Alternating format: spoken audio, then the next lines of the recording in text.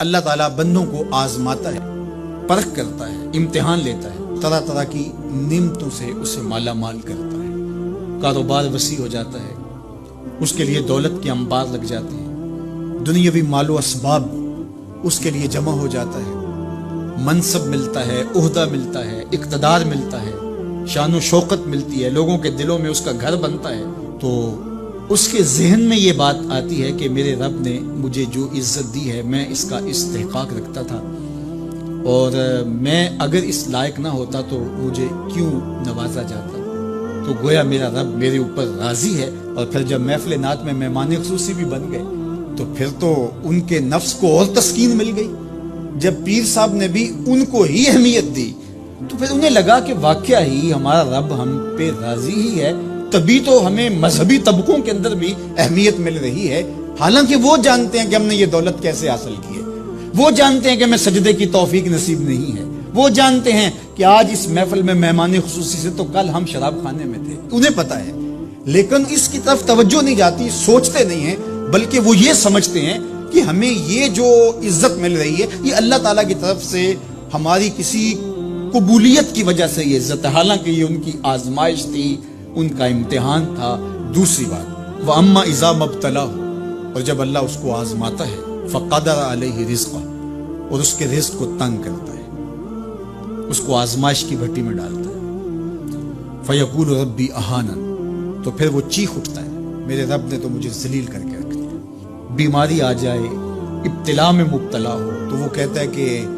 میرا رب مجھ سے ناراض ہو گیا۔ تو یہ انسان کی کج فکری، ایسا نہیں ہے۔ کسی شخص کو دولت کا دیا جانا یہ اللہ کی رضا کی دلیل نہیں ہے، اور کسی شخص کو غربت کے امتحان میں ڈالا جانا یہ اللہ کی ناراضگی کی دلیل نہیں ہے۔ حضرت امام رازی نے لکھا ہے کہ مکے سے لے کر طائف تک 70 ایسے نبیوں کی قبریں ہیں جن کی وفات صرف بھوک کی وجہ سے، تکلیفوں میں، آزمائشوں میں، امتحانوں میں، ابتلاؤں میں اس کے بندے رہے۔ میرے اور آپ کے آقا و مولا حضور ختمی المرتبت کے گھر میں کبھی برابر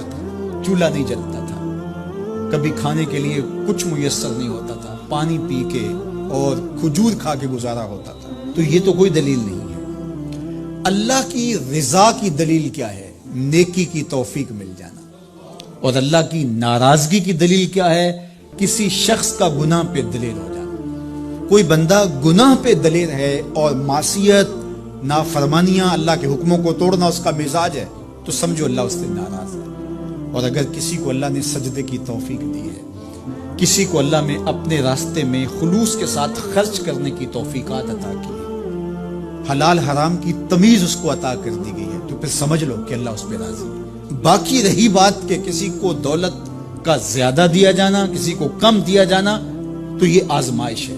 اب جو اہل ایمان ہیں، اللہ کے بندے ہیں، وہ کیا کرتے ہیں؟ جب دولت زیادہ ملتی ہے، اقتدار ملتا ہے، منصب ملتا ہے، تو صرف اللہ کے شکر کے دائرے میں آ جاتے ہیں، اور جب مصیبت آتی ہے، تکلیف آتی ہے، اذیتوں میں مبتلا ہوتے ہیں، تو پھر وہ یہ نہیں کہتے کہ ہمارے رب نے ہمیں ذلیل کر دیا، بلکہ وہ اس پہ صبر کرتے ہیں اور اللہ کے حضور دعائیں کرتے ہیں، التجائیں کرتے ہیں کہ مالک تو نے جو جس آزمائش میں ڈالا ہمیں پورا اترنے کی توفیق نصیب فرما، ہماری سفید پوشی کا بھرم نہ ٹوٹے،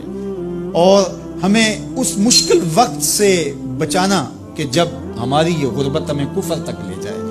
اور جب ان کو دولت مندی دی جاتی ہے تو وہ ڈرتے ہیں کہ اللہ ایسا نہ ہو کہ یہ دولت ہمیں فرعون بنا دے، یہ دولت ہمیں نمرود بنا دے، ہمارے اندر بخل پیدا ہو، تکبر پیدا ہو، ہمارے اندر غرور پیدا ہو، تو وہ اس حالت کے اندر اللہ تعالیٰ کا شکر یا دوسری حالت میں اللہ کے حضور صبر کی توفیق مانگتے ہیں اور صبر کے ساتھ اپنی زندگی گزارتے ہیں۔